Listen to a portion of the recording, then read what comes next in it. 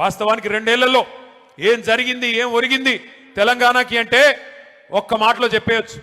రామాయణం కదా, కట్టే కొట్టే తెచ్చే అన్నట్టుగా ఏందయ్యా కాంగ్రెస్ ప్రభుత్వం 2 ఏళ్లలో చేసింది అంటే ఎగవేతలు, కూల్చివేతలు, పేల్చివేతలు, ఈ 3 తప్ప పీకిందేమీ లేదు.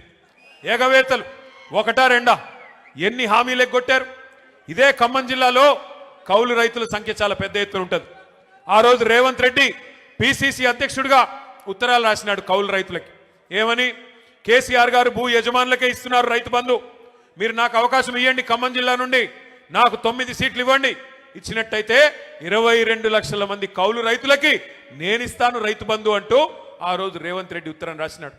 కేసీఆర్ గారు 2 పంటలకు ఇస్తున్నారు రైతు బంధు, నేను 3 పంటలకు ఇస్తా అన్నాడు. కేసీఆర్ గారు 10,000 ఇస్తే ఎకరానికి నేను 15,000 15,000 రూపాయలు ఇస్తానని చెప్పాడు. ఇప్పటికి ఎన్నిసార్లు ఇచ్చాడు రైతు బంధు?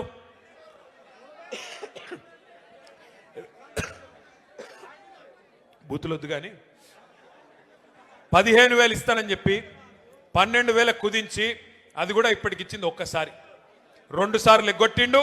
మొదటిసారి కేసీఆర్ గారు పెట్టిందే ఆ 5,000 రూపాయలు ఇచ్చాడు తప్ప ఒక్కసారి.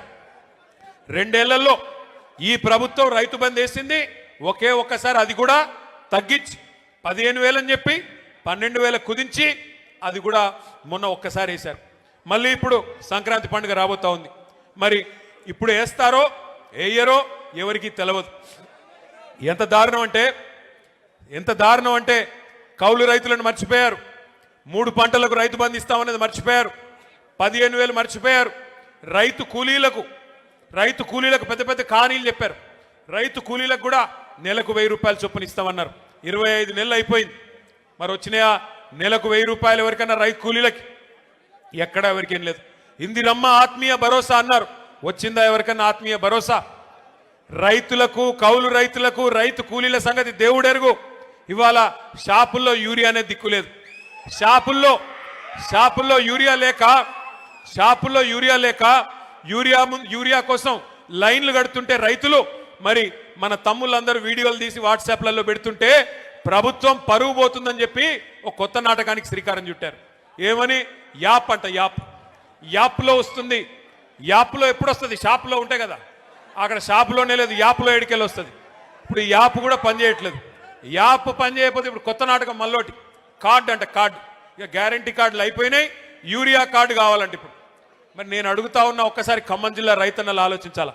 కేసీఆర్ గారు 10 ఏళ్ళు పరిపాలించినప్పుడు ఏ యాప్ అవసరం పడలేదు, ఏ కార్డు అవసరం పడలేదు. ఆటో వాడికి 4 రూపాయలు ఇస్తే బాయ్ కాడికి తీసుకొచ్చి బంగారం లాగా 6 కావాలంటే 6, 10 కావాలంటే 10 యూరియా బస్తాలు బాయ్ కాడికే వచ్చేది. మరి ఈరోజు ఈ దౌర్భాగ్యులు వచ్చిన తర్వాత, ఈ వ్యవసాయం తెలవని ముఖ్యమంత్రి గారు వచ్చిన తర్వాత, నీళ్ల గురించి కనీస అవగాహన లేని ముఖ్యమంత్రి వచ్చిన తర్వాత రైతన్నలకి ఈ కష్టం వచ్చి పడింది.